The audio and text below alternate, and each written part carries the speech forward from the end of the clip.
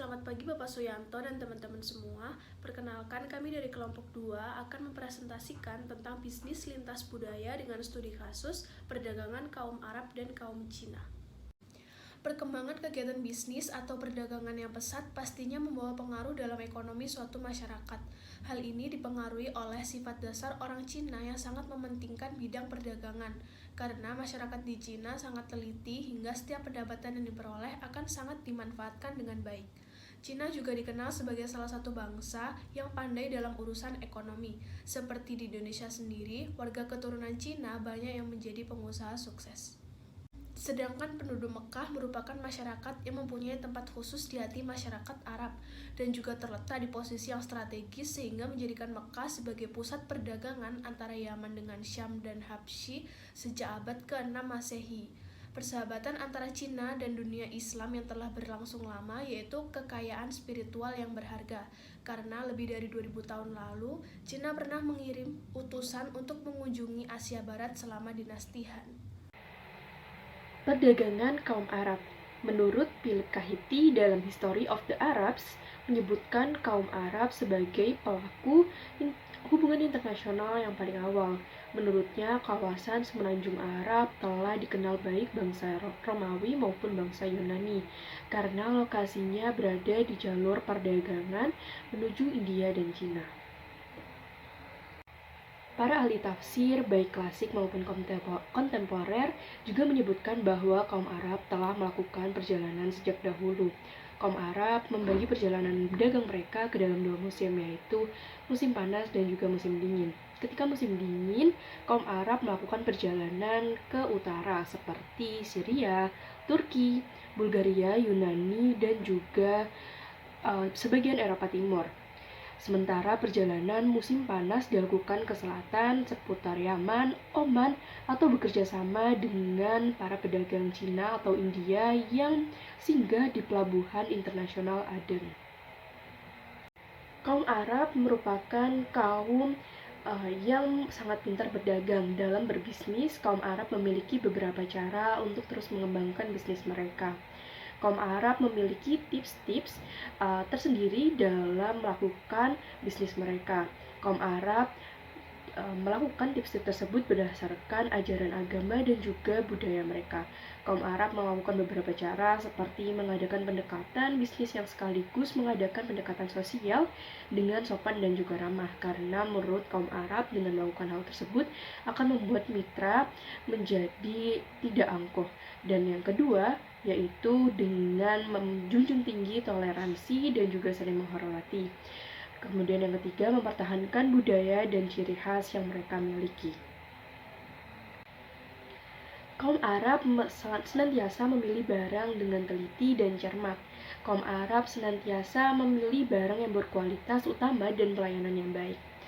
Selanjutnya yaitu kaum Arab melakukan komunikasi bisnis dengan baik, dan kaum Arab mengutamakan dalam pembicaraan tidak terlalu banyak dipadati persoalan bisnis, membicarakan hal-hal yang lain terlebih dahulu, mengambil waktu yang terbaik dan juga panjang, dan apabila memungkinkan membiarkan mitra usaha yang memulai topik utama dalam pembicaraan tersebut.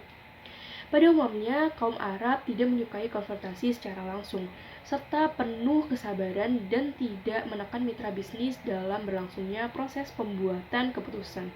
Yang terakhir, kaum Arab senantiasa mempercepat proses dan juga keputusan. Perdagangan Cina. Robinson yang menamakan para saudagar Tionghoa di Indonesia sebagai kelompok paling kohesif terdefinisikan jelas dalam struktur masyarakat borjuis.